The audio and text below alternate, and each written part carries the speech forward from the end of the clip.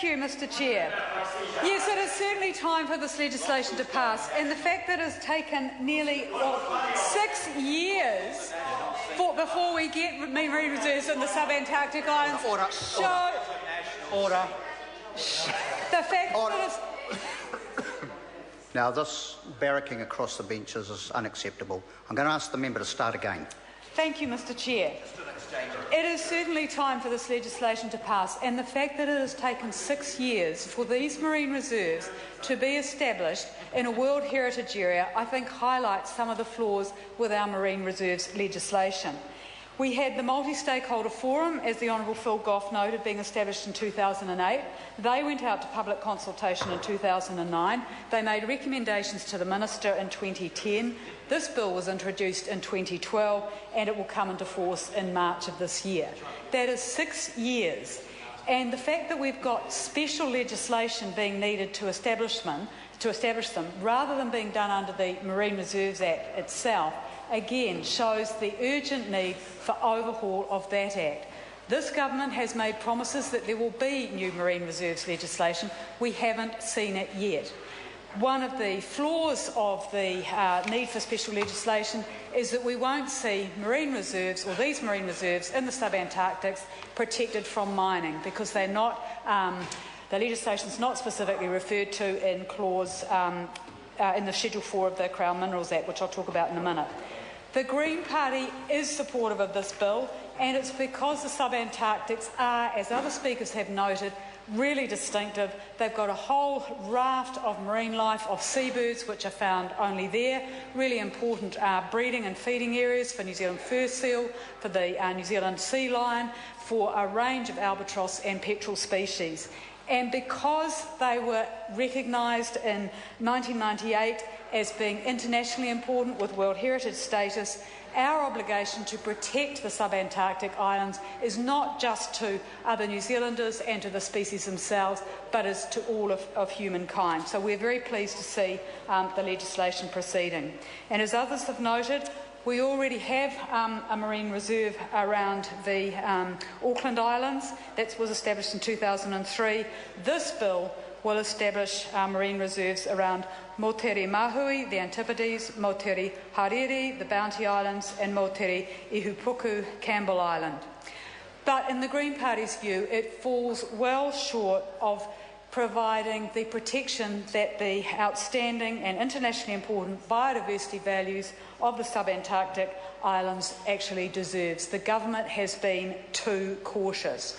And that's because while it protects the full extent of the territorial sea around the Antipodes, it only protects 58% of the territorial seas around the Bounty Islands and 39% of the territorial sea around Campbell Island. Now, the Minister has said that he wants the government to establish a record number of marine reserves this year, but if they are all like these ones, they will fail to protect all of the habitats and all of the biological diversity that deserves to be safeguarded for its own sake and for present and future generations, and to ensure that our fisheries are sustainable. As Phil Goff noted, we had the chance to be a world leader. Here, in relation to the Subantarctics, I don't think we have, because of the truncated nature of the reserves. And one of the reasons that the Green Party believes that we should have all of the territorial sea around both the Bounty Islands and the Campbell Island protected in a marine reserve is because all of these islands are separated by large expanses of ocean. That means that their geology, their geography and their biology is quite different. They're quite distinctive in each of the island groups, and they have a number of endemic species which again deserve protection. On the Bounty Islands, you've got the Salvin's mollymawk. There are at least 5 species of albatross which rely on the Campbell Islands. And there's a huge link between their habitats on the islands and their feeding areas at sea. So it would make sense to recognise this interdependence of land and sea by protecting all of the territorial sea.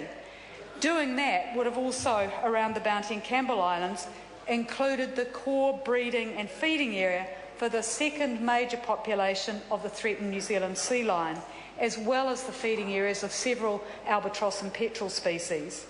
And by including all of the territorial sea, we would have recognised the endemism, the fact that some of these species, like the Bounty Island shag, are found nowhere else in the world. And it would have had minimal impact on other users such as fishers because of the very limited commercial fisheries in the area. There's no customary fishing. Ngāi Tahu supported full protection of the full extent of the territorial sea. So what we've got, Mr Chair... Thank you, Mr Chair. What we've got is one reserve around the Antipodes that encompasses the full extent of the territorial sea, but reserves with big bites out of them where fishing can continue around the Bounty Islands and around the Campbell. And again, this fails to take account of the views of submitters. The Tourism Industry Association said in its submission, and I quote, that there was a unique opportunity to fully protect the marine environment and in doing so to show environmental leadership, demonstrate a commitment to the environment and long-term sustainability. In the views of the Tourism Industry Association, where you've got about 800 to 1,100 visitors a year, making a full marine reserve to encompass all of the territorial sea would have enhanced their attractiveness as a destination. It would have given scientists the opportunity to study undisturbed ecosystems, and it would have reflected the option that the environmental groups put forward to ministers from the Subantarctic Marine Planning Forum. So it was really disappointing that the Minister and government members of the Select Committee refused to take that extra step, that they were so cautious and only wanted to go with the original boundaries which were supported by the fishing industry. And one of the reasons that the government is even prepared to create reserves here in the first place is the very small amount of commercial fishing. There's a limited amount of ling fishing around the Bounty Island, and the fact that the Petroleum Exploration and Production Association said that its members had very little interest in the area. They're not interested in deep-sea oil exploration in this area, and there are no proposals for mining activity.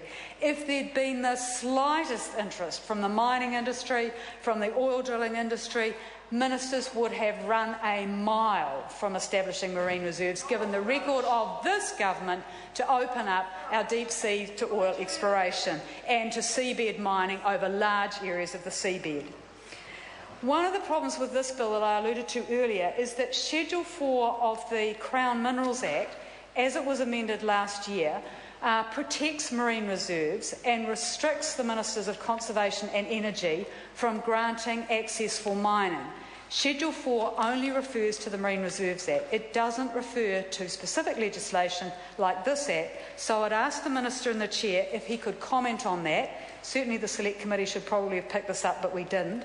Whether there could be an SOP which makes sure that the outstanding biodiversity and ecological values of the Subantarctic Island marine reserves that the bill will create will be protected from mining through being recognised in Schedule 4 of the Crown Minerals Act, because they're not at the moment. I'd just like to go on and talk about Clause 6, which sets out the boundaries for the Bounty Island Reserve. And there, long-line fishing is going to be able to continue because of the small nature of the reserve around the western and southeastern part of the territorial sea. Yet why is the government allowing this, when in recent years the average ling catch has been 129 tonnes within the territorial sea, worth about $500,000. So the impact on fishers of having a proper marine reserve here would have been minimal. That amount of fishing is equivalent to about 20 long lines a year, potentially only one ling fisher, Forest and Birds calculated. So it's hardly essential to the fishing industry, and the government could easily have established a reserve over all of the territorial sea. If the government had chosen to do this, it would have protected seabirds from bycatch in that fishery. And, Mr Chair, so we will be supporting this bill, but it doesn't go far enough because of the big areas that are missing around Bounty Island and the Campbell Island group. We do congratulate the Minister for actually progressing the legislation to coincide with his trip south, and the Chair, Nikki Wagner of the Select Committee, for the process that she's organised on this, and also officials, particularly from the Department of Conservation, the Parliamentary Council, for their contribution. We look forward to the legislation passing. Thank you. Mr. Chair. Moana Maki.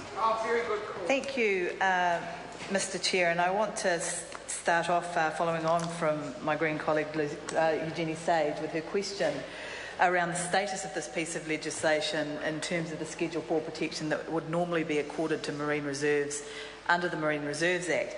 It certainly wasn't something that we picked up at Select Committee either.